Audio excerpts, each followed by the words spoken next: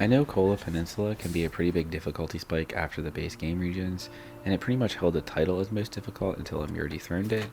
I'll probably make a video for Amir as well eventually, but for now I'm just going to talk about Kola Peninsula. I do not know how the first map is actually pronounced, but I always refer to it as like COVID, and when this region came out, it was like the height of the pandemic, so it's just kind of funny that that's what the name of the map was. But I'm just going to continue calling it that because that's just what I've always called it. Now, the very first thing you should do when starting Late COVID is tracking the Forgotten Prototype contract and go collect the Prototype Exploration unit. You can just buy one from the nearby trailer store, but you might as well use the free one that you can find at the railway station, which is the one you need for the contract. It's in a bit of a tricky spot, so you do need a nimble scout to be able to get to it, or you can just brute force your way over the train. I mean, either way, you just gotta get to it. You don't have to take it back and complete the task right away. Since you're over here, you might as well use the radar function and start clearing the map fog. Hit any watchtowers and pick up any tasks along the way.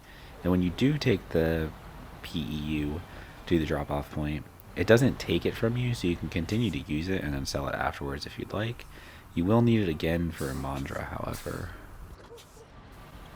So this region will probably have your first experience with blue snow, as Alaska really didn't have much of it, if at all. It is pretty much everywhere here, and it will slow even the toughest trucks to a complete crawl. I have heard other people refer to it as white mud, but it does have a very blue tint to it, as you can see whenever I go into photo mode and zoom into it. You really just want to try to avoid it at all costs. This area here is a really particularly bad area, and this region has a lot of these. Like, you can see my current tracked objective up here. I have to like explore these 4 areas. This region has a ton of tasks and contracts like that, and I'll talk more about that in a bit. But this particular little village here has a bunch of places you have to go to, and it's like all blue snow.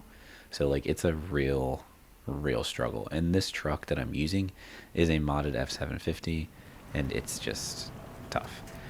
Speaking of the F750, this is where you can find it on the map here. I don't think I actually show the map, I'm sorry for that, but if you're clearing the map out, you should see it.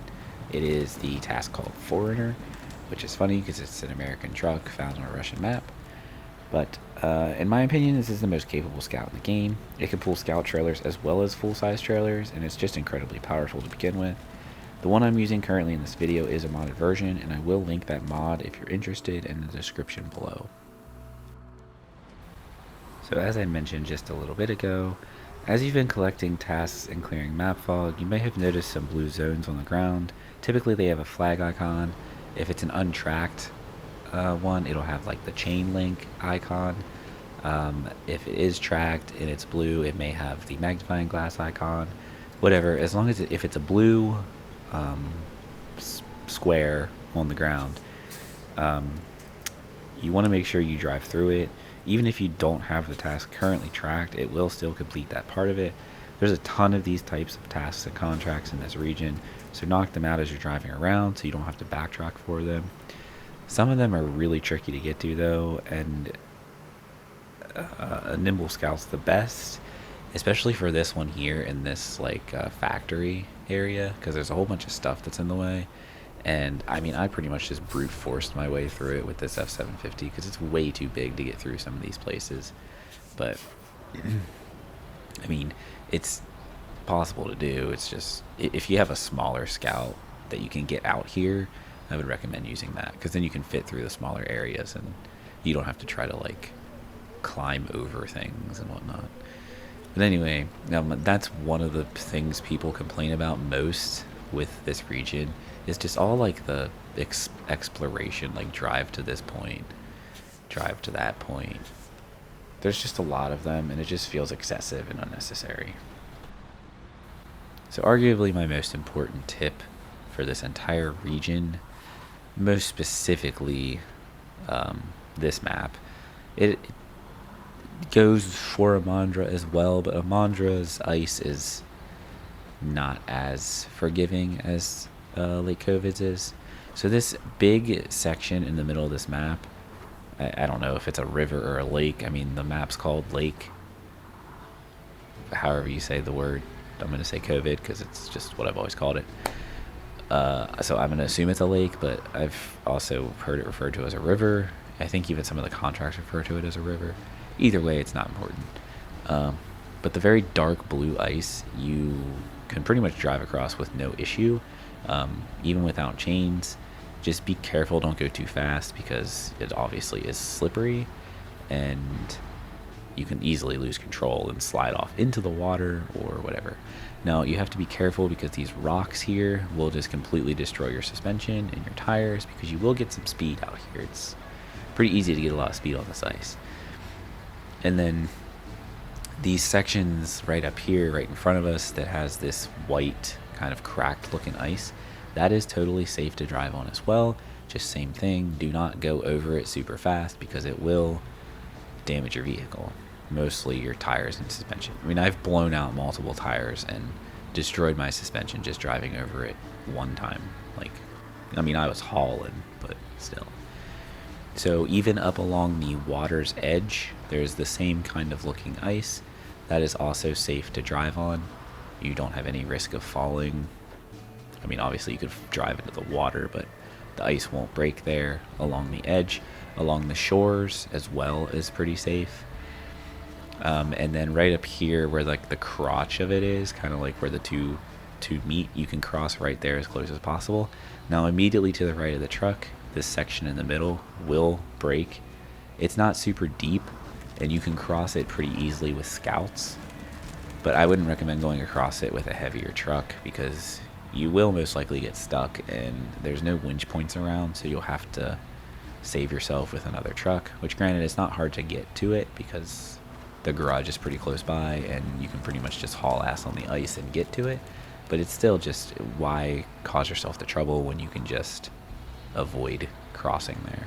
Just try to cross right at the crotch is what I call it, which right here is what I'm referring to as the crotch. That ice right there is unbreakable. You won't fall through no matter how heavy your truck is.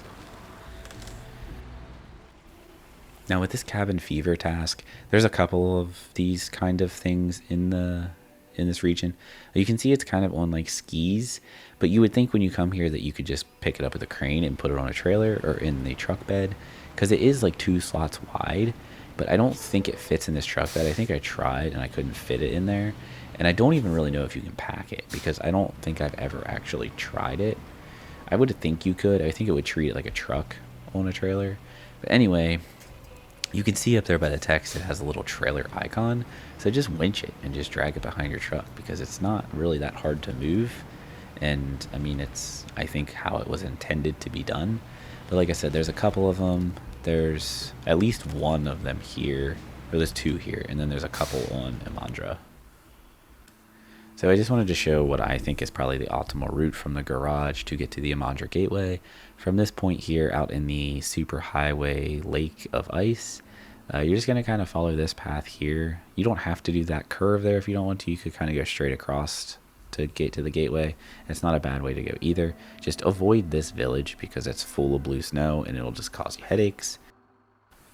So Imandra is the map that made most players go crazy when it was released. There's blue snow almost everywhere. The snow covers the roads. There's trees blocking the roads. There's telephone poles laying in the roads. There's just tons of broken bridges that can't be repaired, and they have ways around that you have to cross these little makeshift bridges. And when you're pulling trailers and trailers full of logs across these tiny little bridges, it's super sketchy. It's just not a fun map. It's very, very tedious to get around. Do your due diligence though and use the exploration unit to clear the map. I am using an add-on now on the F750 for radar. It still requires fuel, but it just doesn't, I don't have to tow a trailer. Again, it's a modded F750. Get your watchtowers, pick up any tasks, and keep an eye out for the blue zones as there's more exploration tasks and contracts here as well. So Imandra's garage is unavailable when you first arrive. You'll need to complete the contract Broken Power Station, which requires you to take 2 metal beams to the substation, which the substation is kind of a pain to get to, but it's not too bad. I would recommend just following the road to get there though, and then cutting across the frozen river. But once you deliver that, you will now have to complete a task. that is called repairing power lines, which requires you to take 2 wooden planks to 2 different, well, 1 wooden plank to each. You're basically rebuilding telephone poles. So you need 2 wooden planks, but there's 2 different locations you drop one off at. Again, it's not too hard to get the wooden planks. They're not that far away from this location. I mean, they kind of are. It takes a minute to get there just because it's slow moving, but once you pick them up, drop them off. This is the second drop off location, and we unlock the garage. So you will need to drive to the garage. You can't just recover now because you still have to discover the garage. So I had my F750 was closer, so I switched to that and then discovered the garage and just recovered then. Which, by the way, the Zeek 605R that I'm using is also modded. I will include the mod in the description down below. So really the last thing I want to include is this metal detector module. On the map it is listed as metal detector module. It has the icon of an upgrade because it is counted as an upgrade. It's just listed metal detector module on the map instead of upgrade on the map. And the reasoning behind that is because it is a necessary item to get for some contracts in the later, like kind of the end game contracts for this region. You need the metal detector module to be able to complete those, and I would just, that contract, the big one that I'm talking about, it's pretty important to have a pretty good truck, a pretty heavy duty truck, and you're gonna need a heavy duty crane, whether that be a truck with a crane on the back or a modded crane. So hopefully these tips help you tackle Kola Peninsula. It's really not that bad of a region, especially when we have Mirror, which is 100 times worse. Thanks for watching. Leave a like if you liked it and subscribe if you want to. Have a good one, and I'll see you next time.